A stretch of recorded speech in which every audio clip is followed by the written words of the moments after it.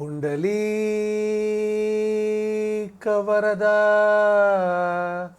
हरि विठ्ठला श्रीज्ञानदेव तुकाराम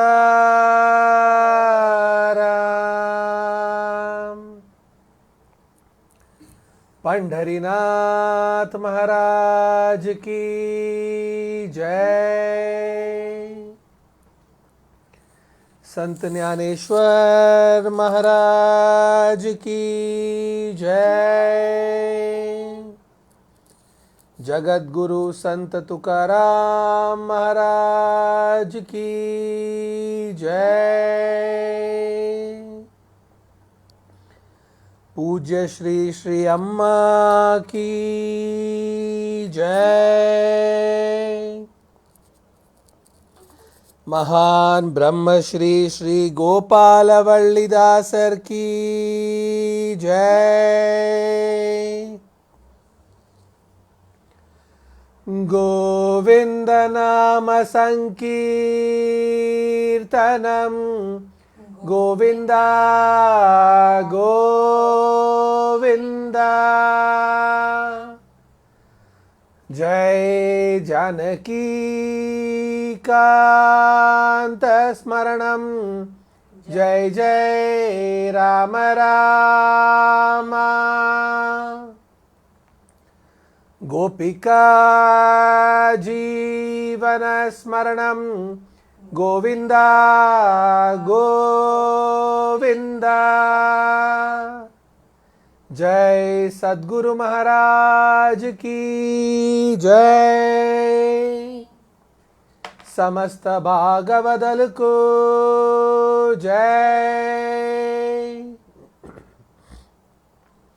हे गुरु विष्णुं भजे हे गुरु ब्रह्मं भजे हे गुरु कमल नयनं भजे हे गुरु कर कोमलं भजे हे गुरु पाद पंकजं भजे हे गुरु विद्यारूपं भजे हे गुरु ज्ञान वैराग्यं भजे हे गुरु मोक्ष साधनं भजे हे गुरु वेदारूपं भजे हे गुरु वेदात्म स्मरणं भजे हे गुरु सकल सौभाग्यं भजे।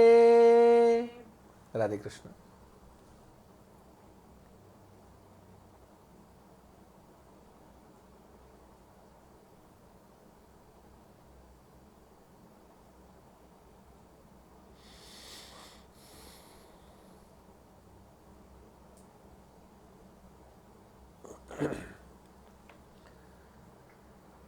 जो भक्त चरित्र हम लोग हर सप्ताह में सुन रहे हैं, हर भक्त जब भक्ति करता है उस भक्ति को देखकर प्रभु प्रसन्न हो जाते हैं, प्रभु का मन भर जाता है।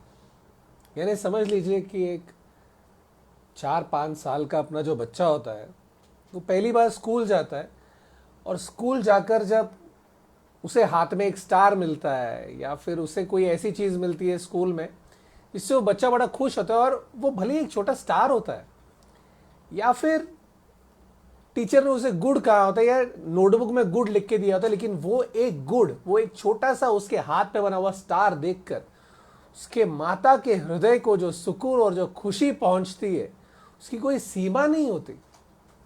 उसकी माता इतनी खुश हो जाती है कि मेरे बच्चे को ये मिल गया, और उसके बच्चे के चेहरे पर वो मुस्कान देखकर, वो खुशी देखकर, एक माँ क्या चाहती है? एक माँ को सिर्फ उसके बच्चे के हृदय में खुशी देखना होता है, बस। प्रभु भी ऐसे ही है। जब भी कोई भक्ति करते और मन में प्रभु के गुणगान करते हुए जब उनके मन में वो एक असीम खुशी आती है, वो देखकर प्रभु बहुत खुश हो जाते हैं। प्रभु इतने आनंद में आते हैं कि प्रभु की आंखों में आंसू आ जाते हैं कि मेरा बच्चा बहुत खुश है, भक्ति कर रहा है। प्रभु को और कुछ भी नहीं चाहिए। जब वो भक्त वो भक्ति करता है और जब उस प्रेम का, उस आनंद का अनुभव करता है, उस परमानंद के सागर में डुबकी लगाता है वारंवार, तब उस भक्त का जो आनंद होता है उसे प्रभु से ज्यादा अगर कोई खुश होता है तो वो होता है उस भक्त का गुरु, उस भक्त का सद्गुरु। इस सारे जगत में अगर कोई भी भक्त अगर प्रभु के कृपा का, प्रभु के करुणा का आनंद लेकर उस सागर में डुबकी लगाता है तो उसका एक ही कारण है, उनके गुरु। एक सद्गुरु के बिना इस सारे दुनिया में ऐसा कोई भी नहीं है जो प्रभु के कृपा का, प्रभु के करुणा का आनंद ले सकता है, ऐसा कोई भी नहीं बना है। नामदेव महाराज बचपन से ही विट्ठल को देखते आ रहे। विट्ठल को मूर्ति स्वरूप में सब देखते थे उससे, और नामदेव महाराज को विट्ठल ने अपने स्वयं के स्वरूप में दर्शन दिए थे। लेकिन विट्ठल के रूप का परमानंद उन्हें तब मिला जब उनके भी जीवन में उनके सद्गुरु का आगमन हुआ। तब उनके भी जीवन में वो सुख, वो समाधान, वो आनंद नहीं प्राप्त हुआ था। सद्गुरु को ये करके क्या मिलता है? यानी जितने भी हम इस दुनिया में किसी गुरु के शिष्य बनते हैं, कई बार हम लोग ये सोचते हैं कि ये गुरु ऐसे क्यों करते हैं, बदल गए हैं, शायद उनके जीवन में काफी बदलाव आ गया है। मतलब ये सब हम तब सोचते हैं जब गुरु को कई दिनों, कई वर्षों में जानने के बाद हमें यह लगता है कि गुरु में बहुत बदलाव आ गया। पहले तो ऐसे नहीं थे, अब अचानक से ऐसे क्यों बिहेव करते हैं? कई सारी चीजें हम लोग ये भूल जाते हैं कि जब गुरु हमारे जीवन में उनका आगमन हुआ था उस समय हम सब, एक गुरु क्या करते कि किसी को पकड़ते, उनके हर एक के जीवन में, हर एक गुरु के जीवन में जब वो पृथ्वी पर जन्म लेते तो प्रभु उन्हें एक लिस्ट ऑफ आत्मा देते कि इन सारे आत्माओं को तुम्हें मेरे चरणों तक लाना है, बाकी तुम्हें जो करना है तुम करो। ऑफिस में कई बार हमें कोई काम दिया जाता है, बॉस हमें बोल देते कि ये तुम्हें करना है, कैसे करना है तुम देख लो, मुझे इससे कोई लेना देना नहीं है। उस कार्य को करने के लिए तुम्हें जो कुछ भी चाहिए वो सब मैंने तुम्हें दे दिया, आगे तुमको जो करना है तुम करो। वो सद्गुरु जब तक उन सारे जीवों को प्रभु के चरणों तक मोक्ष प्राप्ति नहीं करवाते तब तक वो सद्गुरु बार बार पृथ्वी पर आते रहते। एक सद्गुरु को उस जीवन को देखते ही पता चल जाता है कि ये मेरे लिस्ट का आत्मा है। जब सद्गुरु उस आत्मा को देखते हैं तो वह आत्मा कीचड़ में होता है। कीचड़ यानी पाप, इतने सारे कोटि कोटि जन्मों का पाप, उस पाप को सुख मानकर जीते रहता है। कई बार हम लोग देखते हैं कि पिग्स जो होते हैं, तो पिग्स होते हैं हमेशा कीचड़ में, वो खाते हमेशा बहुत ही गंदी चीजें, कचरा और कीचड़ या फिर पॉटी, यही सब खाते हैं वो, और उसको सुख मानकर खाते हैं, बड़े आनंद से खाते हैं वो। पाप इससे कोटि कोटि गुना ज्यादा भयंकर होता है। सद्गुरु देखते हैं कि ये सारे जीवात्माएं जो होती है वो इन पापों में इस तरह से मग्न है कि उन्हें पता भी नहीं चलता कि ये पाप करे, और पापों में ऐसे वो लोग पूरे मिले हुए हैं। एक बच्चा जब भी कीचड़ में गिर जाता है तो उसकी माता वहां से आगे भाग के नहीं जाती कि मेरा बच्चा कीचड़ में गया है तो मैं किसी को ले आऊं और इसे उठाऊं। नहीं, वो माँ इमीडिएटली बच्चे के पीछे पीछे उस कीचड़ में या गटर में उतरती है, बच्चे को अपने कंधे पर ले लेती है, अपने छाती से लगा लेती है, सीने से लगा लेती है और उस बच्चे को अपने ऊपर ही नहलाती है, बच्चे को शुद्ध करती है। भले उसका सारा शरीर कीचड़ हो जाता है, बच्चे को शुद्ध करती है और फिर प्रसन्न होकर हंसती है कि हाँ मेरा बच्चा अब ठीक है। वो खुद के बारे में सोचती तक नहीं और उसके बाद में जब वक्त मिलता है तो वो स्वयं स्नान आदि करके स्वच्छ हो जाती है। सदगुरु भी उस जीवात्मा के पीछे पीछे उसको उन पापों के कीचड़ से निकालने के लिए स्वयं उस कीचड़ में उतर जाते हैं। उस जीवात्मा को वहां से निकालते कीचड़ से, प्रभु के नाम को देखकर उनके मन में जो भी कलंक, पाप, सारा द्वेष, मत्सर आदि जितने अवगुण है वो सब निकालते हैं, शुद्ध करते हैं उस जीवात्मा को और फिर निकालकर उसे प्रभु के चरणों तक पहुंचाते हैं। जब ये जीवात्मा प्रभु के चरणों में पहुंचता है या उसके पाथ पर, उसके राह पर चलने लगता है तो वो उस समय सदगुरु को देखकर कहते हैं कि ये तो बदल गए हैं, ऐसे नहीं थे। वो ये नहीं समझते कि वो सदगुरु आज भी कई सारे आत्माओं को उस कीचड़ से निकालने के पीछे ही लगे हैं। उनके जीवन में तो और कुछ पड़े नहीं। और जब सदगुरु को ये पता चलता है कि ये लोग मेरे ही शिष्य मेरे बारे में ऐसे कह रहे तो वो सिर्फ हंसते हैं और ये कहते हैं कि तुम खुश हो ना, कोई बात नहीं, मैं चला। एक बहुत बड़े भक्त हैं, उन्होंने सारे शिष्यों को गुरु के प्रति 6 चीजें जो नहीं करनी चाहिए उसका लिस्ट बनाया। उसमें सर्वप्रथम और सबसे इंपॉर्टेंट वो कहते हैं कि गुरु की निंदा, गलती से भी, भूल चूक से भी, स्वप्न में भी गुरु की निंदा नहीं करनी चाहिए।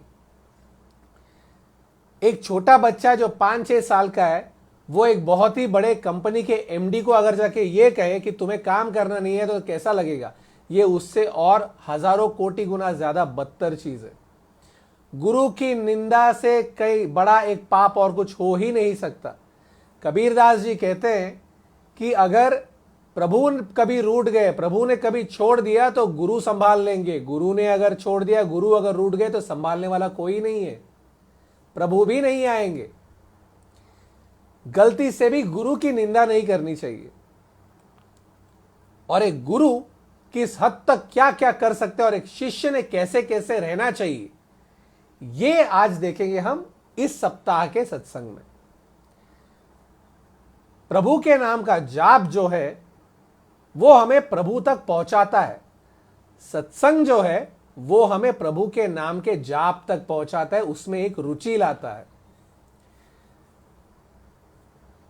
एक सद्गुरु, इस दुनिया में ऐसा कोई भी जीव नहीं है जो स्वयं जाकर सद्गुरु को पकड़ सकता है, पा सकता है। सद्गुरु ही स्वयं उस जीवन के पास चलकर आते, ढूंढते हुए। एक शिष्य था, एक युवक था, उसे वेदों का ज्ञान, शास्त्र आदि और प्रभु के भक्ति के बारे में जानने की बहुत लालसा थी। तो वह सद्गुरु के खोज में निकल गया, कई दिनों तक भटकता रहा पर उसे कोई मिला नहीं। जिस समय उसके मन की रुचि इतनी तीव्र हो गई, उस समय स्वयं सद्गुरु उसके पास चलकर आए, उसके गांव में आए अपने शिष्यों के साथ। जैसे उन्होंने इस युवक को देखा तो ये युवक ने जाकर उनके चरण पकड़ लिए। इन्होंने पूछा क्या चाहिए तुम्हें? तो उसने कहा कि मुझे वेदों का ज्ञान चाहिए, शास्त्रों का ज्ञान चाहिए और आपसे दीक्षा चाहिए। उस गुरु ने कहा कि ठीक है, आ जाओ। चले गए, अपने आश्रम में ले गए उसे। उनका आश्रम था दक्षिण भारत में। वहां पर ले जाने के बाद में कई वर्षों तक इसने उनकी सेवा की और बड़े ही लगन से सेवा की। गुरु की सेवा करते वक्त कभी मन में यह नहीं आना चाहिए कि मैंने इनके लिए इतना किया है, अब मेरा क्या। हम कई बार गुरु के पांव दबाते रहते, सेवा करते रहते, गुरु सो जाते या आंखें बंद करके सोने का ढोंग करते ताकि हम पांव दबाना बंद करें। उस समय पर कभी यह नहीं सोचना चाहिए कि कितने देर से दबा रहा हो, रुक क्यों नहीं रहे, क्योंकि जितने देर हम गुरु की सेवा करते हैं उतने पाप हमारे जीवन से कम होते रहते हैं। गुरु को कोई लालसा नहीं है हमसे अपने पांव दबा के लेने के लिए या अपनी सेवा करवाने के लिए, बिल्कुल भी नहीं, तनिक भी नहीं। स्वयं प्रभु जो सारे के कोटि कोटि ब्रह्मांड का जो अधिपति है, वो सदगुरु के सेवा के लिए तत्पर होते। एकनाथ महाराज के घर पर कृष्ण स्वयं वहां पर आकर 12 वर्षों तक उसने एकनाथ महाराज की सेवा की है, नौकर बनकर। तुकाराम महाराज के घर पर कितने बार उनके नौकर बनकर प्रभु आए थे, विट्ठल स्वयं आकर उसने उनकी सेवा की है। उन्हें क्या जरूरत है हम जैसे नीच लोगों से अपनी सेवा करवाने की? कोई जरूरत नहीं है। वो इसीलिए करवाते ताकि हमारा पाप कम हो जाए, क्योंकि गुरु की सेवा से बढ़कर पाप धोने का कोई उपाय है ही नहीं।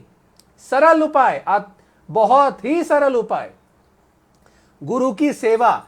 एक गुरु ने अगर पानी मांगा, उन्हें अगर पानी का ग्लास अगर लाकर आप उन्हें दे दे, उसमें भी आपके पाप कम होते हैं।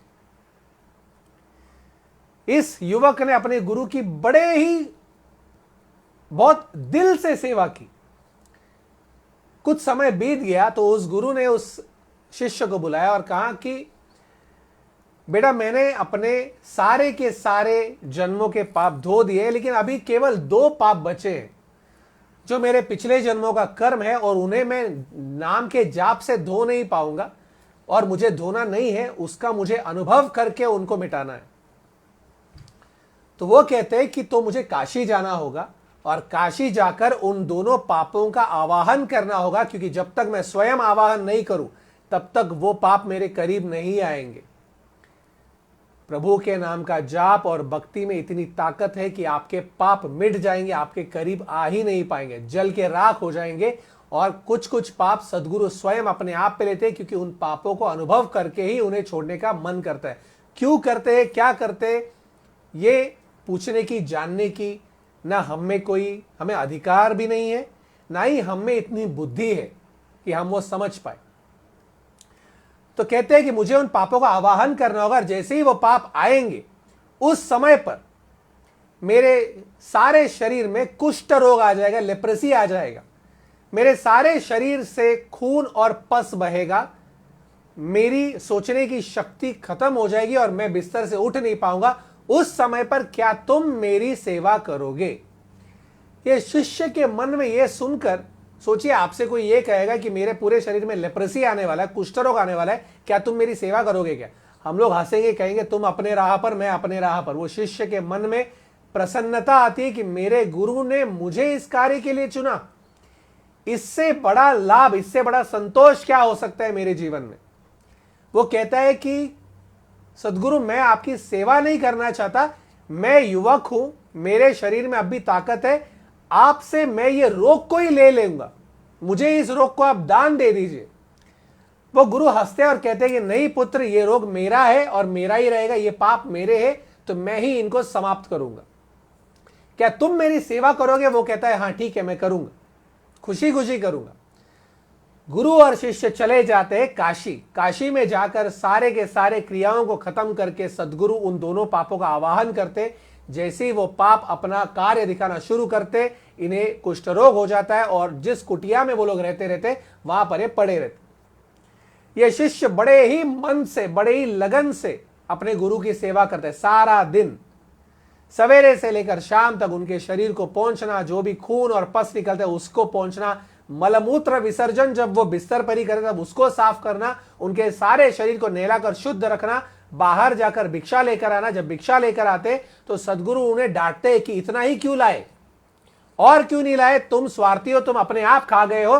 फिर भी ये शिष्य के मन में तनिक भी अपने गुरु के लिए कोई भी एक तिरस्कार या नफरत बिल्कुल नहीं आता, गुस्सा तक नहीं आता। उतने ही लगन से अपने गुरु की सेवा करते करते कई माह बीत जाते हैं। एक दिन रात्रि में जब वो शिष्य सोते रहता है, उस समय वहां पर स्वयं शिव शंभो, शिव जी उन्हें दर्शन देते हैं और कहते हैं कि पुत्र, मैं तुमसे बहुत प्रसन्न हूं, जो वर चाहिए वो मांगो। ये शिष्य बड़ा अचंभित रह जाता है और कहता है कि मुझे नहीं पता मुझे क्या चाहिए, क्योंकि मुझे तो सिर्फ अपने गुरु की सेवा करनी है। तो सवेरे जब गुरु उठेंगे तब मैं उन्हें पूछकर आपको बताऊंगा कि मुझे क्या चाहिए। शिव जी कहते हैं ठीक है पुत्र, और चले जाते हैं। सवेरे जब गुरु उठते तब ये शिष्य कहता है कि ऐसा ऐसा शिवजी ने कल दर्शन दिए थे और वर मांगने के लिए कहा, क्या मैं उनसे आपका ये रोग ठीक करने के लिए वर मांगू? गुरु कहते हैं कि नहीं, ये रोग ठीक करने के लिए तुम वर मत मांगो, ये मैं अपने कर्मों से ही समाप्त करूंगा, ऐसा कहकर छोड़ देते। उससे नहीं कहते कि तुमने क्या मांगना है। ना वो शिष्य पूछता है कि मैं क्या मांगू। हमारे सामने तो कोई आकर कहता है तुम्हें क्या चाहिए, तो हमारे पास तो लिस्ट होता है कि मुझे जीवन में क्या क्या चाहिए इस क्षण। बड़ा नोटबुक, सारे नोटबुक भर जाएंगे, इतना बड़ा लिस्ट होता है। हमारे ये शिष्य कहता है ठीक है, मुझे कुछ भी नहीं चाहिए। अगले दिन शिव जी फिर आते हैं, कहते हैं कि मुझे कुछ नहीं चाहिए। शिव जी आकर उसका हाथ पकड़ते और उसे ले जाते अपने मंदिर में, और वहां पर होते स्वयं कृष्ण। कृष्ण वहां पर खड़े रहते, सारे के सारे जितने 33 कोटि देव होते सारे खड़े रहते, देवी देवियां सब वहां पर होते, और सारे के सारे इस एक शिष्य को देखने के लिए खड़े रहते।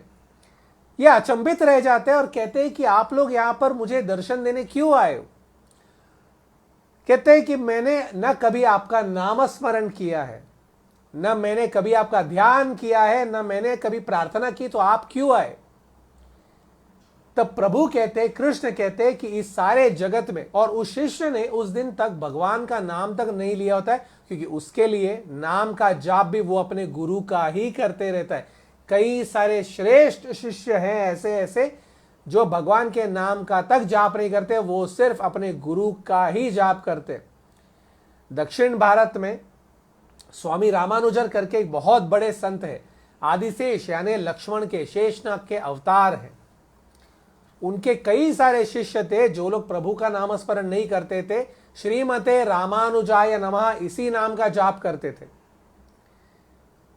और प्रभु के नाम का जाप करने से जो सुख मिलता है उससे कोटि गुना ज्यादा सुकून मिलता है गुरु के नाम का जाप करने से, इसमें कोई संदेह ही नहीं है। तब वो कहते हैं कि मैंने सिर्फ अपने गुरु का ही नाम का जाप किया। तो प्रभु कहते हैं कि आज तक तुमने सिर्फ अपने गुरु के नाम का जाप किया, लेकिन तुमने जिस तरीके से अपने गुरु की सेवा की है, गुरु की भक्ति की है, उसके वजह से तुम्हें सारे के सारे देवों को कोटि कोटि बार उनका जाप लेकर उनकी भक्ति करने का सारा फल मिल गया है तुम्हें। इसीलिए हम सब आए हैं। तुम जो वर मांगोगे आज तुम्हें मिलेगा, मांगो।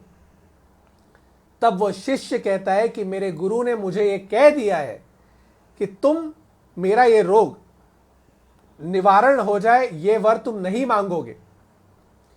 इसीलिए मैं ये वर चाहता हूं कि मैं हमेशा अपने गुरु की शुद्ध भक्ति करूं, मेरे गुरु के चरण मेरे हृदय से कभी ना जाए, मेरे गुरु का प्रेम मेरे मन से कभी ना जाए, और मैं आजीवन उनका दास बनकर व्यतीत करूं, चाहे जितने जन्म क्यों न ले लूं, हमेशा अपने गुरु के स्मरण में ही उनका दास बनकर रहूं, और जब अंत में ये शरीर छोड़ूं तो अपने गुरु के चरणों को ही पाऊं। मुझे बस यही वरदान दीजिए।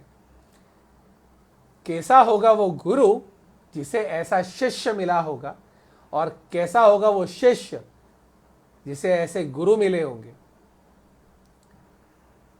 सारे के सारे देव प्रसन्न हो जाते और कृष्ण स्वयं उसके सर पर हाथ रखकर आशीर्वाद देते, और वो फिर से अपने गुरु के पास जाकर उनकी सेवा करता है, और अंत में अपने गुरु को ही जाकर प्राप्त होता है। गुरु महिमा जितना सुने जितना कहे कम है। नवद्वीप नाम का एक जगह है जहां पर कृष्ण चैतन्य महाप्रभु का जन्म हुआ था। वहां पर अभी यानी 100-150 साल पहले की बात है, बहुत दूर भी नहीं है। वहां पर बड़े बाबा महाराज कर एक संत महात्मा रहते थे। बड़े बाबा महाराज इतने बड़े हैं कि कुछ 1905 ईयर में वृंदावन में वो प्रभु के नाम का जाप करते हुए, भजन कीर्तन करते हुए इतने मग्न हो गए थे कि यमुना के तीर पर थे। वो कीर्तन करते करते, प्रभु के ध्यान में रहते रहते वो ऐसे भाव में चले गए कि वो सीधा यमुना में चले गए। हम लोग सब अगर यमुना में चले गए तो हम डूब जाएंगे, पानी में डुबकी लगाएंगे। उस भाव में वो चलते चलते वो वहां पर पानी पर चलने लगे थे। वो इतने बड़े थे, इतने बड़े भक्त, और अभी जस्ट 1-1.5 जनरेशन पहले की बात है, बहुत दूर भी नहीं। ये जब हुआ तो वहां पर उन्हें वृंदावन के एक वासी ने देखा था, और वो उस समय अपने युवा अवस्था में था। कई सालों बाद में बड़े बाबा जी महाराज के ही एक संप्रदाय में से एक शिष्य वहां पर वृंदावन में गए थे, और जब इस व्यक्ति ने उन्हें देखा तो उन्होंने पूछा कि क्या आप बड़े बाबा जी महाराज के शिष्य हैं? उन्होंने कहा हाँ। बोले क्योंकि आपने भी उन्हीं की तरह वस्त्र पहने, उन्हीं की तरह टीका लगाया, आप उन्हीं की तरह दिखते हैं। तो अब उन्होंने यह वृत्तांत बताया कि मैंने स्वयं उन्हें देखा है, तो वो कोई साधारण व्यक्ति नहीं थे, वो गोलोक वृंदावन में प्रभु के एक परिकर थे, प्रभु के एक मंजरी थे। यानी जो प्रभु के सेवा में निरंतर रहते गोलोक वृंदावन में, जो कृष्ण और राधिका रानी की सेवा करते, वो थे मंजरी। वो स्वयं वो थे, वो कोई साधारण व्यक्ति नहीं थे। बड़े बाबा जी महाराज उस समय नवद्वीप में रहते थे, और उस समय उनके कई सारे शिष्य थे। एक शिष्य का नाम था नवद्वीप दास। नवद्वीप दास कैसे थे कि वो जब भी जाते थे, उनके मन में सिर्फ एक ही चीज था कि मैं अपनी गुरु की सेवा कैसे करूं, और सारे जग में जितने भी लोग को मैं मिलूं उनको मेरे गुरु के चरणों में कैसे लाकर डाल दूं। वो जब जब जहां जहां जिन जिन को मिलते थे, वो जाकर उनके चरणों में गिरते और उनको पकड़कर ले आते थे, उनको अपने गुरु का सारा वृत्तांत बताते थे और अपने गुरु के पास लाते थे, और कहते थे उनको कि तुम आओ यहां पर बड़े बाबा जी महाराज से मिलिए, उनसे उपदेश लीजिए और आपको मोक्ष प्राप्ति हो जाएगा। और जैसे ही उनको लेके आते थे, बड़े बाबा जी महाराज से भी जाके वो विनती करते थे कि महाराज मैं इनको ले आया हूं, आप इन्हें कृपा कर उपदेश कीजिए और इनको मोक्ष प्राप्ति की ओर आप इनको ले चलिए। एक गुरु जब अपने शिष्य को मंत्र उपदेश करते तो वह प्रभु से एक पिटीशन साइन कर लेते कि आज के बाद इस शिष्य के जीवन में जो कुछ भी होगा, जो भी पाप पुण्य जो भी ये करेगा, वो सब मेरा रिस्पॉन्सिबिलिटी। यमदूत के पास, चित्रगुप्त के पास उसका रिकॉर्ड नहीं जाएगा, ये रिकॉर्ड मेरे पास रहेगा। जीवन में जो भी करते हैं हम लोग सदगुरु पाने के बाद, वो सब सदगुरु संभाल लेते हैं। यमदूत में जाता ही नहीं, चित्रगुप्त के पास उसका रिकॉर्ड जाता ही नहीं। वो सारे के सारे पाप स्वयं गुरु ले लेते। चैतन्य महाप्रभु ने जगाई मदाई नाम के 2 ऐसे लुटेरों से उनका पाप ले लिया था। सोने की तरह चमकते थे चैतन्य महाप्रभु। जब उनका पाप उन्होंने लिया तो उनके हाथ काले पड़ गए थे। तब ये सदगुरु अपने शिष्यों से ले आते थे तो वो उन्हें उपदेश देते थे। ऐसे ही कई वर्ष बीत गए तो एक बार क्या हुआ, एक कुत्ता हर दिन बड़े बाबा जी महाराज के पीछे पीछे जाता था। वो जहां जहां जाते थे वहां वहां यह कुत्ता भी जाता था। नवद्वीप दास जी के मन में आया कि इस कुत्ते को भी मैं किसी तरह से उपदेश दे रहा हूं, लेकिन वो देखते हैं कि वो कुत्ता स्वयं ही बड़े बाबा जी महाराज के पीछे पीछे जाते हैं। जब जब सत्संग होता है वहां पर जाकर वो बैठता था, कुत्ता सारा सत्संग सुनता था, भोजन वही करता था, जो भोग प्रसाद प्रभु को चढ़ाया हुआ भोजन ही वो कुत्ता खाता था। एकादशी के दिन वो कुत्ता स्वयं वहां पर एकादशी का व्रत रखता था, सारा दिन न अन्न खाता था ना पानी पीता था। ऐसे कई दिन बीत गए और बड़े बाबा जी महाराज ने कहा कि हर दिन इस कुत्ते को जो भी हम भोग चढ़ाएंगे वो भोग का प्रसाद इस कुत्ते को दो। रोज सारे शिष्य उसे वो देते थे। कई दिन बीतते गए और एक दिन बड़े बाबा जी महाराज ने कहा कि अब इसका अंतिम क्षण आ चुका है और इसीलिए इसके मुख में प्रभु का चरणामृत डाल दीजिएगा ताकि और प्रभु के भोग का प्रसाद दे दो। सारे लोग कहते हैं ठीक है। उस कुत्ते के मुख में चरणामृत डालते हैं, प्रभु के भोग का प्रसाद चढ़ाते, वो कुत्ता उसे खाता है और अपने शरीर को त्याग देता है। सभी लोग बड़े आश्चर्यचकित हो जाते हैं और इनसे पूछते हैं कि ये कुत्ता कौन था, आप हमेशा इनके बारे में ऐसा क्यों, मतलब इतना आश्चर्यजनक घटनाएं क्यों होती रही इस कुत्ते के साथ। तब वो कहते हैं कि ये कुत्ता पिछले जन्म में भक्त था और इसीलिए इस जन्म में इसे इतनी रुचि थी, इतना कहकर वो छोड़ देते हैं। इसके आगे वो कोई वृत्तांत करते नहीं। उसके बाद वो वहां पर सारे के सारे और होता ये, और फिर उन्होंने कहा कि इस कुत्ते की मृत्यु जो है और वो फीमेल कुत्ता होता है, एक फीमेल डॉग होता है। वो कहते हैं कि इसके मरण पर कोई भी रोएगा नहीं, इसे त्योहार बनकर मनाएंगे। वृंदावन में आज भी जब किसी की मृत्यु होती है तो वहां पर वो लोग रोते नहीं है, वो लोग यमुना के तट पर उस शरीर को ले जाते हैं और वहां पर भजन कीर्तन करते हैं। हमारे यहाँ पर कोई किसी की मृत्यु हो गई तो 13 दिन का हमारे घर पे फंक्शन होता है, हम लोग वहां पर उस समय पर बत्ती नहीं जलाते और कई सारे क्रियाकर्म को पालते हैं। वृंदावन में त्योहार मनाते हैं क्योंकि उन्हें पता है कि वृंदावन में अगर किसी ने अपना शरीर छोड़ा तो वो सीधे जाकर गोलोक वृंदावन में कृष्ण के चरणों के पास पहुंच जाते, मोक्ष प्राप्ति होती है। और मोक्ष प्राप्ति के समय पर कभी रोते नहीं है, खुशी का त्योहार है। सब लोगों को शरीर छोड़ना ही है। दो चीजें इस दुनिया में 100% गारंटीड है, एक बर्थ और एक डेथ। जन्म ले चुके, मृत्यु कब होगी ये पता नहीं, लेकिन अवश्य होगी, इसमें कोई संदेह ही नहीं। कल सवेरे हम में से कितने लोग उठने वाले पता नहीं है। वृंदावन में जब कोई शरीर छोड़ता है तो वो प्रभु को पाता है।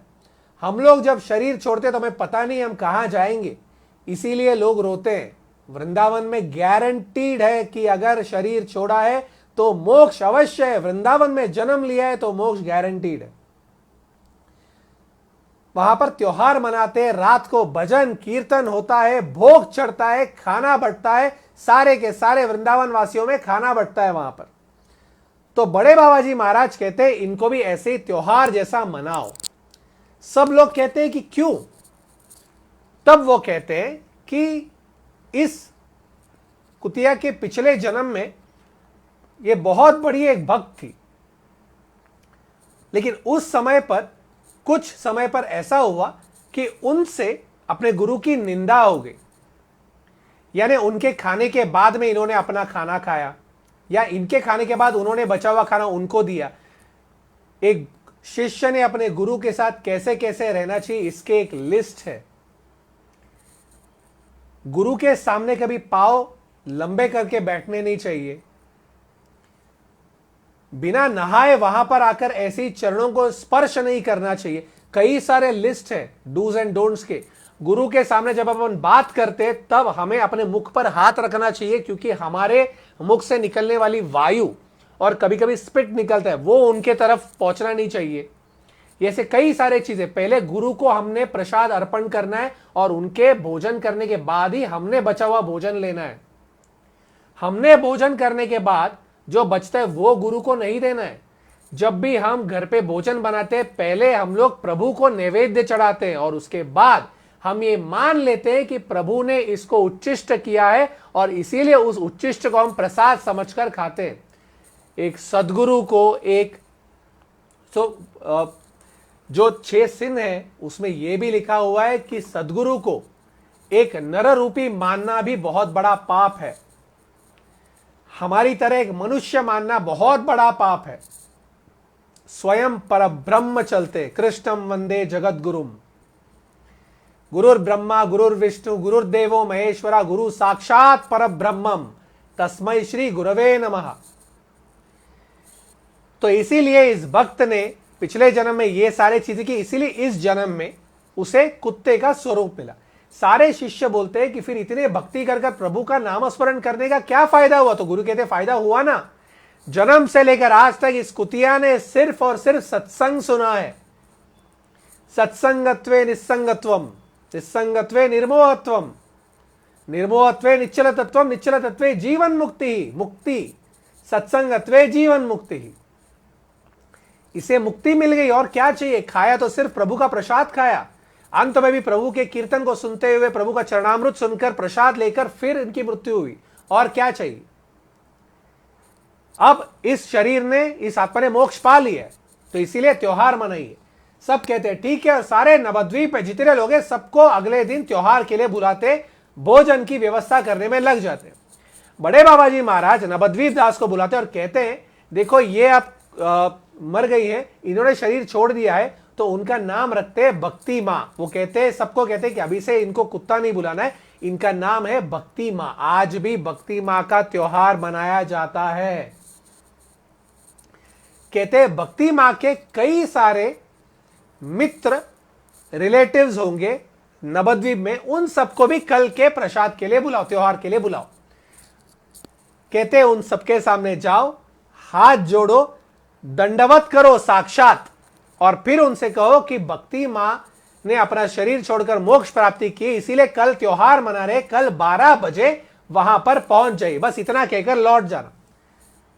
किनको किनको कहने के लिए कहा? भक्ति मां के रिलेटिव्स, यानी कौन? नवद्वीप में बाकी जितने भी कुत्ते थे उनको, वही उनके रिलेटिव्स है, वही उनके साथ रहने वाले मित्र है।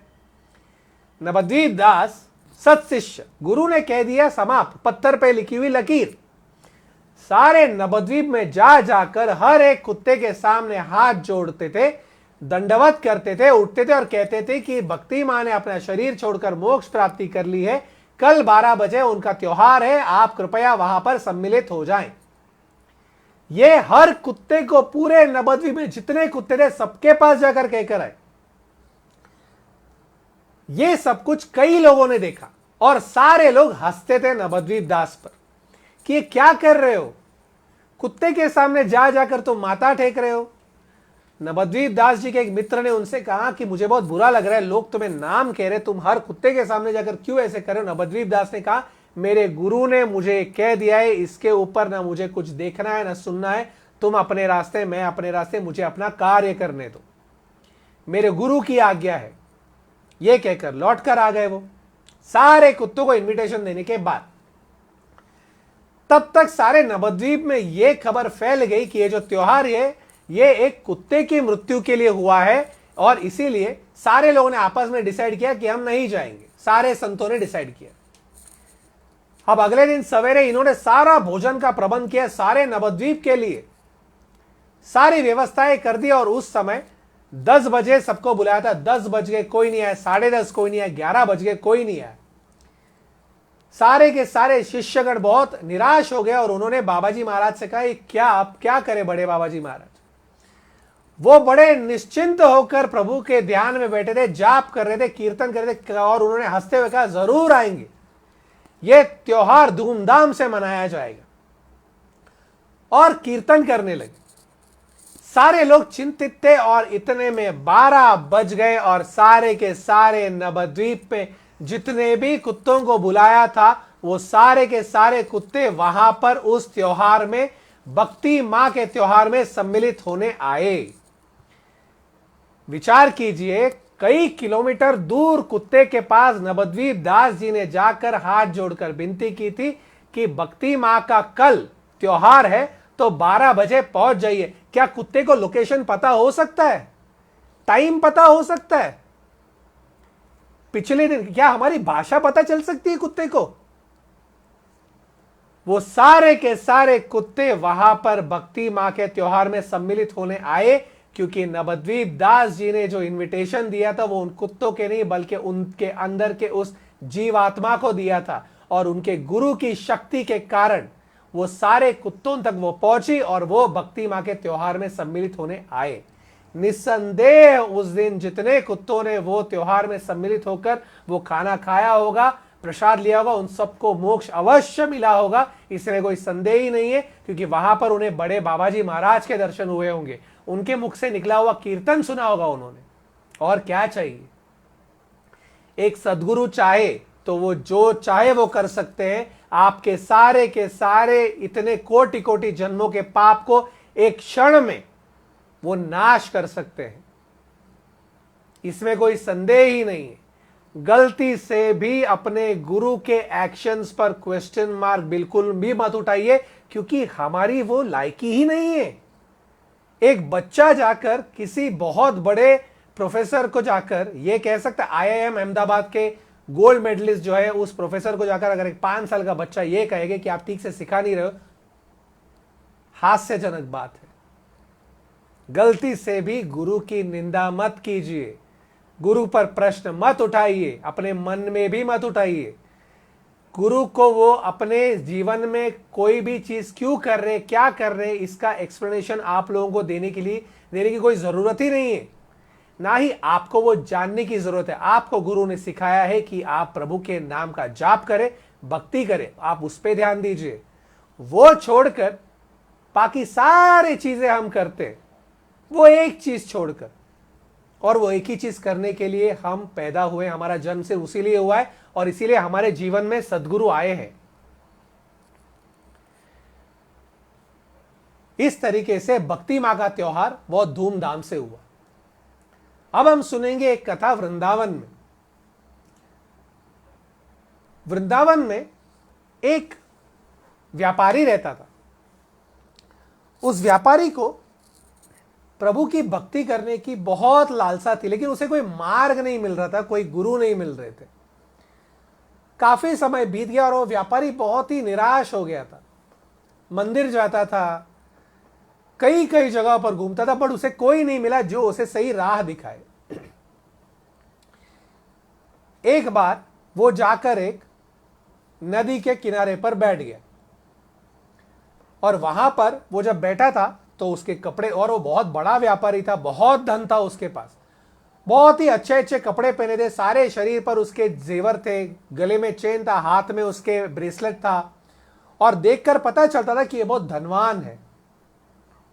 वो जाकर वहां पर बैठ गया और उसे वहां पर बैठते हुए देखा एक चोर ने। अब उस चोर के मन में लालसा आई कि अरे इतना धनवान बैठा है, इसके पास तो बहुत धन है, अब हम इस धन को कैसे मैं पा सकूं। चोर उसके पास गया और पूछा कि यहां पर क्यों बैठे हो आप।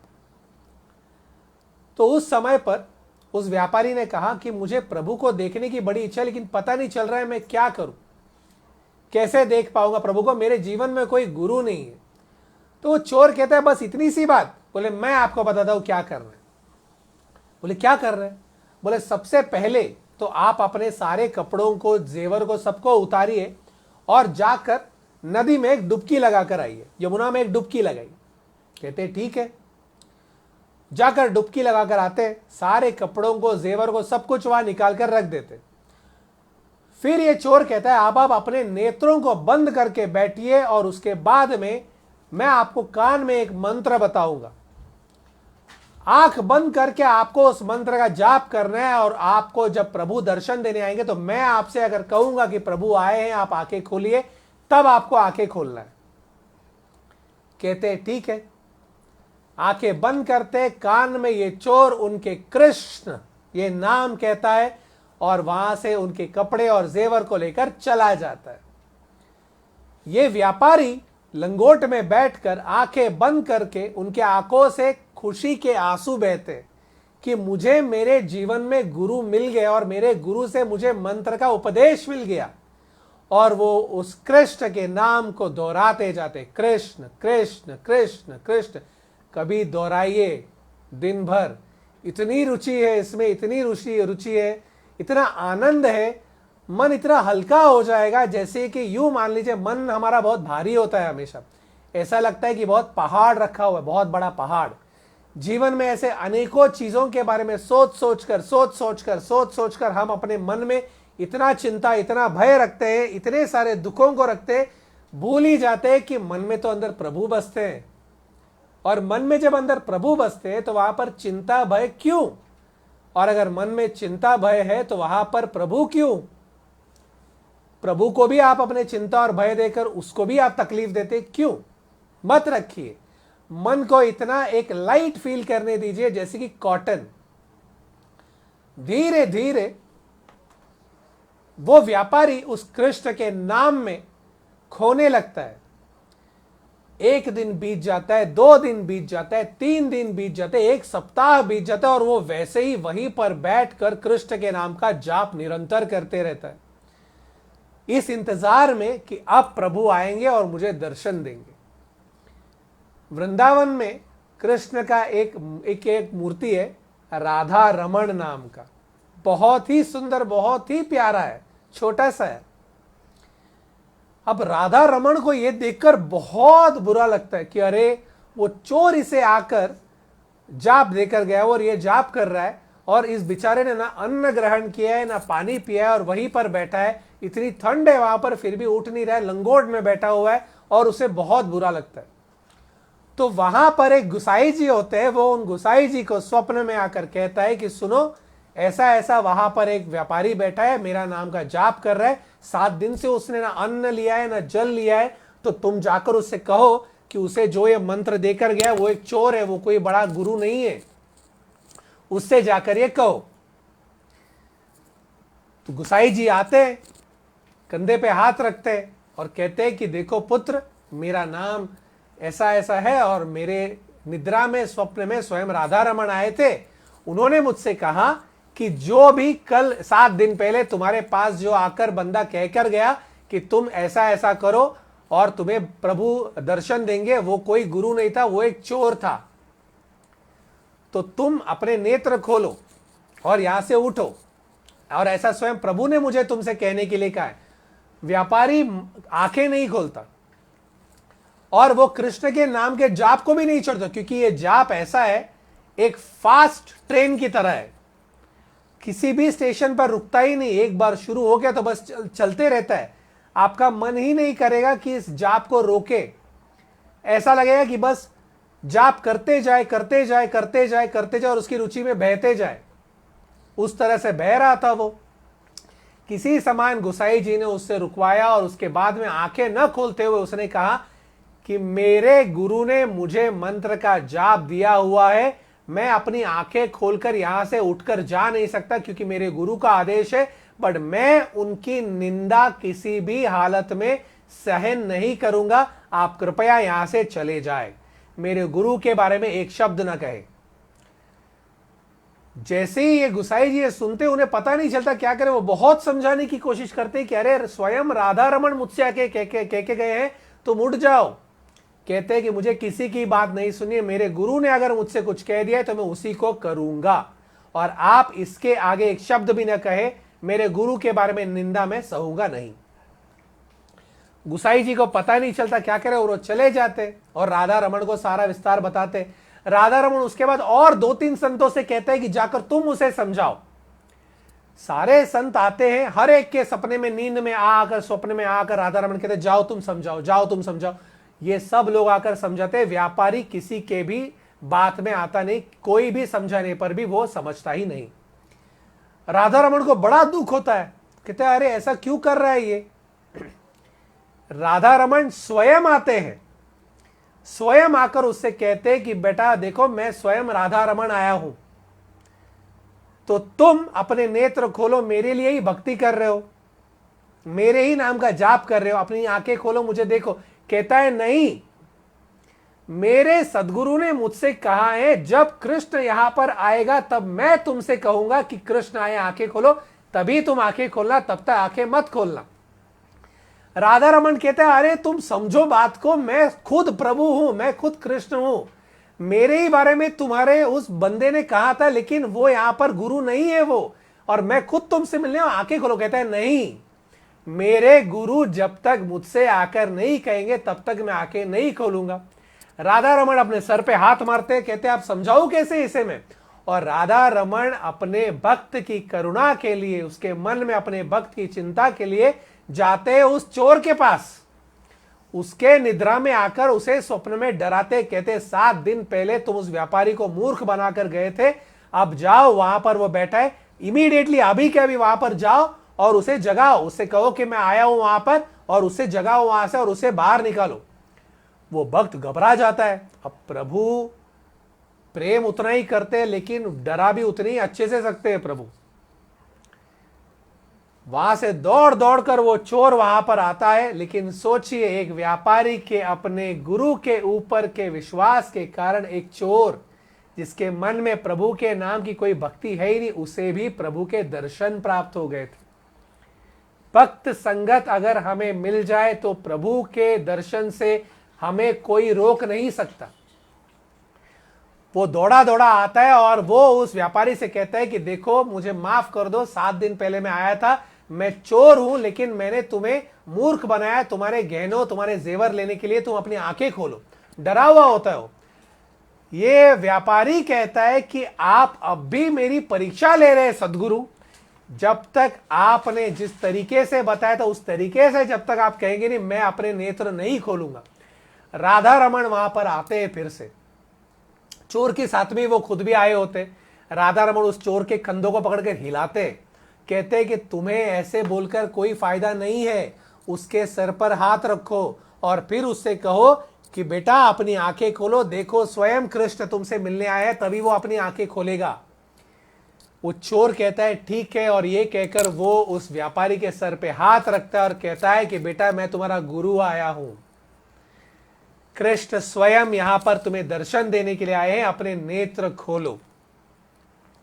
जैसी वो ये कहता है तो वे व्यापारी अपनी आंखें खोलते हैं, सामने देखते हैं कृष्ण, और कृष्ण को चरण स्पर्श करने से पहले भी वो उस चोर के रूप में अपने गुरु को जिनको देखते वो उनके चरण स्पर्श करते हैं, और उसके बाद वो प्रभु के चरण स्पर्श करते हैं। ये देखकर उस चोर से रहा नहीं जाता, फूट फूट कर रोने लगता है। कहता है मेरे मन में सिर्फ चोरी की लालसा थी, लेकिन आज सिर्फ तुम्हारी वजह से मुझे भी प्रभु के दर्शन प्राप्त हुए। एक सद्गुरु और एक सत्शिष्य दोनों में से कोई भी सही हो तब भी मोक्ष की प्राप्ति हो सकती है। अगर सद्गुरु सही है लेकिन सत्शिष्य ने सद्गुरु को सीरियसली नहीं लिया, तब भी मोक्ष की प्राप्ति अवश्य है, क्योंकि वो सद्गुरु उस सत्शिष्य से भक्ति करवा ही लेंगे। किसी भी हालत में, किसी भी कीमत पर, किसी भी तरह से कुछ भी करके वो सत्शिष्य को नैया पार कराएंगे ही अवश्य, निस्संदेह। इसमें कोई संदेह नहीं है। फिर से हम वृंदावन की एक कहानी सुनते हैं। एक बार एक सद्गुरु अपने शिष्य को मंत्र उपदेश देता है। वो शिष्य बड़े ही लगन से उस मंत्र का जाप करता है। दास के गुरुजी ने कहा है कि मन में गुरु का ध्यान और मुंह में गुरु ने दिए हुए गुरु मंत्र का जाप, यही है सीक्रेट प्रभु के चरणों को पाने की। अगर इस मंत्र के जाप में गुरु के ही नाम का जाप आ जाए तो इससे बड़ी मिठास और कुछ भी नहीं हो सकती। यह एक शिष्य वहां पर बैठकर प्रभु का ध्यान करते हो, अपने गुरु के चरणों का ध्यान करते हो, वहां पर जाप करते रहता है और कई वर्षों तक यही करता है। बहुत शुद्ध मन से भक्ति करता है और प्रभु बड़े प्रसन्न हो जाते। कृष्ण वहां पर स्वयं उससे मिलने आता है। कृष्ण वहां पर जब उससे मिलने आता है तो कृष्ण के मन में उसके देखकर इतनी प्रेम आ जाती है कि वो अपने चरणों को लेकर उस शिष्य के सर पर रख देता है। कृष्ण अपने चरणों को लेकर किसी के सर पर रख दे, इससे बड़े एक सुखमय चीज इस सारे ब्रह्मांड में, कोटि कोटि ब्रह्मांड में हो ही नहीं सकता। स्वयं शिव शंभो की भी यही लालसा होती है कि मेरे सर पर प्रभु के चरण कब आए। प्रभु के चरणों को जब ब्रह्मा ने अपने कमंडलू के पानी से धो दिया तो उस चरणों को लगकर जो पानी निकला वो बनी गंगा। उस चरणों को लेकर प्रभु ने उस शिष्य के सर पे रख दिया। शिष्य ने अपनी आंखें खोली, आंखें खोलकर देखा तो सामने प्रभु। प्रभु को देखकर इस शिष्य के मुंह थोड़ा मुरझा गया। प्रभु ने कहा, अरे मैं स्वयं तुम्हारे सामने आया हूं, तुम्हें दर्शन देने आया हूं, तुम्हारा चेहरा मुझे देखकर मुरझा क्यों गया? कहते कि प्रभु आप आए, मैं जाप कर रहा था और मेरी भक्ति की पुकार सुनकर आप आए, बहुत प्रसन्न हो, लेकिन आपने मेरे सर पर अपना चरण नहीं रखना चाहिए था, यह आपने गलत कर दिया, आपको यह करने का हक नहीं है। कृष्ण कहता है क्यों? मैंने मेरे चरण तुम्हारे सर पे रखे, सब लोग तो ये चाहते हैं कि मैं अपने चरण उनके सर पे रखूं और मैंने रखा तो तुम कहते हो मैंने नहीं करना चाहिए था, क्यों? शिष्य कहता है कि मेरे इस शीश पर सिर्फ मेरे गुरु का अधिकार है। जिस वक्त मैंने अपने आप को अर्पण किया उस समय मैंने अपना यह सर उन्हें अर्पण कर दिया है। इस शीश पर सिर्फ मेरे गुरु का अधिकार है, यह उनकी प्रॉपर्टी है। तुमने आकर अपने चरण इस शीश पर कैसे रख दी? ये तुम्हारी प्रॉपर्टी है ही नहीं। प्रभु कहते हैं कि अरे तुम्हारा शीश क्या, तुम्हारा सारा शरीर मेरी प्रॉपर्टी है, सर से लेकर पांव तक मैंने ही तुम्हें शरीर दिया है, तो तुम्हारा सर क्या, तुम्हारा पांव क्या, ये मेरा ही है। कहता है नहीं, जिस क्षण मेरे सद्गुरु मेरे जीवन में आए थे तब मेरे कोटि कोटि जन्मा के कर्मों का फल सारे के सारे मेरे बुद्धि में ही थे। उस बुद्धि से ही वो मेरे मन को कलंकित कर रहे थे और मैं पाप में ही अपने आप को मिलाकर बस पाप करते जा रहा था और सारा अपने बुद्धि से ही कर रहा था। ये बुद्धि में ही ये पाप था। उस समय मेरे सद्गुरु मेरे जीवन में आए, इन सारे के सारे पापों को मेरे बुद्धि से निकाला, मेरे मन को स्वच्छ किया, और उसके बाद आज जब मेरा मन मेरे गुरु ने पवित्र कर दिया, मेरी बुद्धि मेरे गुरु ने पवित्र कर दिया, उस समय तुम आए। जब मैं उन पापों में था और जब पाप वाली जिंदगी में कर रहा था, उस समय तो तुमने ये कहकर छोड़ दिया कि ठीक है, अपने प्रारब्धों का फल भोग रहा है। मेरे गुरु ने ऐसा नहीं कहा। मेरे गुरु ने यह कहा कि तुम्हारे प्रारब्धों का फल तुम पर बहुत भारी पड़ रहा है, आओ इन फल को मैं ले लेता हूं और तुम्हें शुद्ध करता हूं। कहता है कृष्ण, तुम्हारे तो सिर्फ चरणों को मैंने अपने हृदय में रखा है, मेरे इस मस्तिष्क में तो केवल मेरे गुरु हैं। तुमने अगर आना था तो अपने चरणों को मेरे हृदय में रखना था, मेरे सर पर नहीं। ये तुमने गलत किया कृष्ण। मेरे सर पर, मस्तिष्क पर तो मेरे गुरु का अधिकार है और हमेशा गुरु का ही अधिकार रहेगा। तुम चाहे जो कह लो। जब मैं ऐसे स्थिति में था, जब मेरे पाप मुझ पर भारी पड़ रहे थे, तो केवल मेरे सद्गुरु आए थे, तुम नहीं आए थे। और यही सत्य है। हमारे जीवन में हम जब पापों से घिरे हुए होते, उस समय सद्गुरु जो स्वयं परब्रह्म है, वो अपने स्थिति को छोड़कर इतने नीचे उतर के आते सिर्फ हमारे लिए, और हमें वहां से निकालकर शुद्ध बनाकर उसके बाद प्रभु को अर्पण कर देते, और उसके बाद निस्वार्थ भावना से वहां से चले जाते। एक बार बोलते तक नहीं कि मैंने तुम्हारे लिए इतना किया, मेरा क्या नहीं।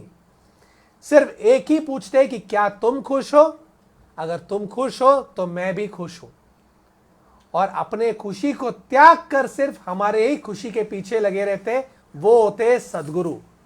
ऐसे सद्गुरु पर गलती से भी प्रश्न मत उठाइए कि वो अपने जीवन में क्या कर रहे हैं। अपने जीवन में जो सद्गुरु ने सिखाया है उसको अमल कीजिए।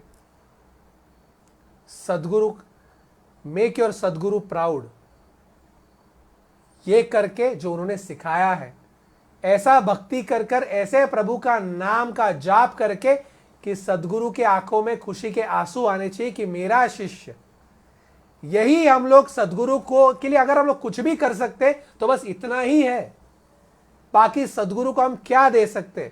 सारे अखिलांड कोटि ब्रह्मांड को जिसने बांध के रखा हुआ उसको तो वो अपने कमर में बांध कर चलते। आप और हम सद्गुरु को क्या दे देंगे? गलती से भी प्रभु की निंदा, सद्गुरु की निंदा मत कीजिए। कृष्ण इस शिष्य के इस परिभाषा को सुनकर इतना प्रसन्न हो जाता है कि वो उसके हाथों को पकड़कर खींच लेता है और कसकर उसे एक आलिंगन दे देता है और कहता है कि मैं आज के बाद हमेशा से सिर्फ तुम्हारे हृदय में वास करूंगा। तुम जब जब बोलोगे तब तब मैं तुम्हें दर्शन दूंगा। ये मैं तुम्हें वचन देता हूं। तुम्हारे गुरु भक्ति से मैं बहुत प्रसन्न हो गया हूं। गुरु भक्ति से ही प्रभु प्रसन्न होते हैं, बाकी किसी भी भक्ति से प्रभु प्रसन्न नहीं होते हैं। और एक गुरु के चरणों में अपने सारे के सारे चिंताओं को अगर आपने डाल दिया तो प्रभु का यह कर्तव्य है कि वो उसको आकर निवारण करता है। प्रभु के चरणों में डाल दीजिए, वो शायद उसे देखेगा, परखेगा, सोचेगा और फिर डिसाइड करेगा करूं या ना करूं। गुरु के चरणों में डाल दीजिए, उसके बाद में गुरु देख लेंगे। गुरु हमेशा लक्ष्मी देवी जैसे हैं। हम सब जीवन में जो भी करते हैं उसका रिकमेंडेशन प्रभु के पास केवल और केवल हमारे सद्गुरु ही लेकर जाते और कोई भी नहीं।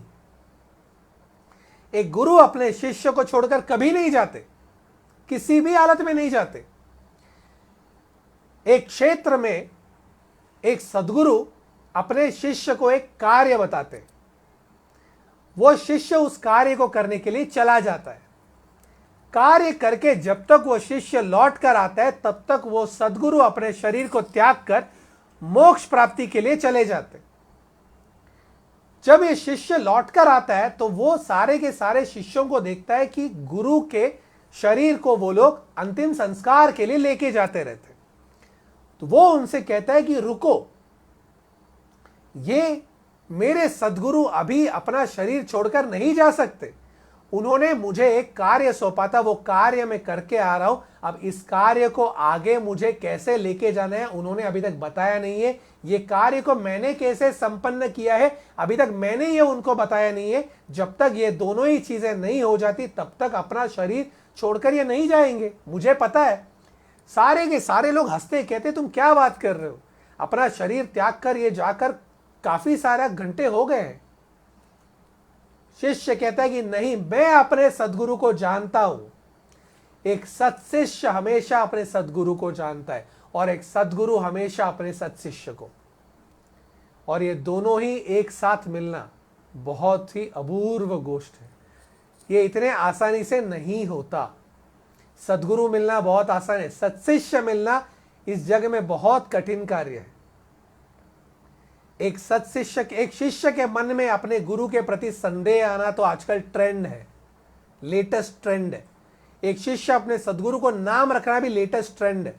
एक सत्शिष्य जो सिर्फ अपने गुरु के लिए सांस ले, एक गुरु के लिए अपना जीवन व्यतीत करे, ये बहुत ही एक अपूर्व गोष्ट, एक रहस्यमय चीज है। वो शिष्य कहता है मेरे गुरु बिना मुझसे कहे नहीं जा सकते, और वो कहता है कि इनको नीचे रखिए, और अपने गुरु के पास जाता है और कहता है कि मैंने आज ये कार्य आपने सौंपा था, इसको इस तरीके से मैंने किया है, आगे कैसे करूं मुझे आप बताइए। सदगुरु उसके स्टेटमेंट सुनने के बाद इमीडिएटली वहां पर उठकर बैठते हैं, अपने शिष्य को आंखों में आंखें डालकर देखते हैं, उनके प्राण वो अपने शरीर में फिर से लौटकर लाते हैं और अपने शिष्य को फिर से समझाते हैं कि आगे का कार्य क्या करना है। उस पे सर पर हाथ रखकर उसे आशीर्वाद देते हैं और उसके बाद वो फिर से अपने प्राण को त्यागते हैं। एक सदगुरु अपने शिष्य के लिए कहीं से भी लौटकर आ सकते हैं। एक सत्शिष्य एक बार अपने प्राण त्याग देता है और उसके सदगुरु को इतना गुस्सा आ जाता है कि वो उसके अपने सत्शिष्य के शरीर को लेकर ब्रह्मलोक पहुंचते हैं। कहते कि हे ब्रह्मदेव, आपने मुझसे बिना पूछे मेरे शिष्य के प्राण कैसे हर लिए। ब्रह्मदेव बोलते हैं कि मैं सिर्फ क्रिएट करता हूं, इसके लिए मेरे पास ये अथॉरिटी नहीं है। तीनों लोकों में जाने के बाद वो ये पहुंचते हैं यमलोक और यमराज से पूछते कि आपने मुझसे बिना पूछे ये शरीर से प्राण कैसे निकाले, ये मेरा शिष्य है, इसके प्राणों पर भी सिर्फ मेरा अधिकार है। यमराज चित्रगुप्त बुलाकर पूछते हैं कि क्या यह सत्य है। चित्रगुप्त कहते हैं कि हाँ प्रभु, यह सत्य है। जब इन्होंने अपने शिष्य को सत्शिष्य के रूप में अपने आप के लिए स्वीकारा था, उस समय इन्होंने प्रण कर लिया था कि इसके आयु पर जब तक ये नहीं कहेंगे तब तक इनके आयु पर हमारा अधिकार नहीं है। यम दूतों का, यमराज का अगर किसी के जीवन में सदगुरु है तो उनके शरीर पर, उनके आत्मा पर यम दूतों का, यमराज का अधिकार नहीं है। केवल और केवल सदगुरु का ही अधिकार है। इस जगत में सदगुरु से बढ़कर कुछ भी नहीं। अगर हमारे जीवन में सदगुरु है तो हमसे ज्यादा लकी इस सारे ब्रह्मांड में कोई नहीं। उसके आनंद में रहिए। सदगुरु ने जो चीजें सिखाई है उसको अपने जीवन में किस तरह से इंप्लीमेंट करना है उस पर ध्यान दीजिए। और सदगुरु हमेशा एक ही चीज कहते हैं, जाप करो भक्ति करो, जाप करो भक्ति करो, बस। तो इन दो चीजों को करने के पीछे अपना दिमाग दौड़ाइए। जीवन बहुत सुखमय है, बहुत आनंदमय है। इस जीवन में ऐसा कुछ भी नहीं है जो विचार करने योग्य है। अगर विचार करने योग्य है तो वो है प्रभु के चरणारविंद, सदगुरु के चरण। बस सदगुरु के चरणों को मन में रखिए, सदगुरु ने दिए हुए नाम का जाप अपने मुख पर रखिए, भक्ति कीजिए और जीवन को आनंद में बिताइए। राधे कृष्ण।